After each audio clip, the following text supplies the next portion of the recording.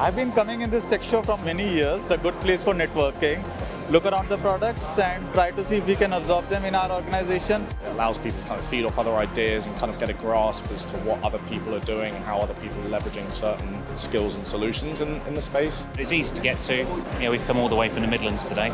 Day one here, to be around all of our peers and other cybersecurity vendors, it's really meaningful and it's just so buzzy. A lot of companies are experiencing so many expanded use cases, so I think with so many vendors doing so many different things, they actually can go to market and look for a solution that satisfies that use case, right? It's all about what's coming next to make sure they're at the forefront. If we get complacent, then we fall behind. There's been an amazing amount of footfall, incredibly busy, we've just been non-stop all day. There's customers across the spectrum as well, so large enterprise, startups, and so we're having interesting conversations from different angles as well, so it's really good. You've got people that are very technical, you've got people that are wanting to learn, we've got students coming through, we're speaking to all kinds of different people.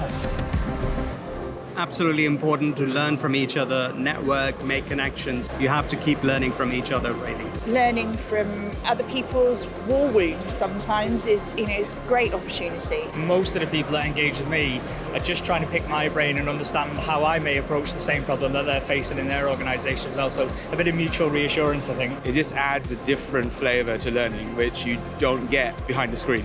Even though you might think you know enough, the innovation and the rapid pace of change, even just down to quarter change this year, if you don't know it, you'll lose the thread. Be here next year.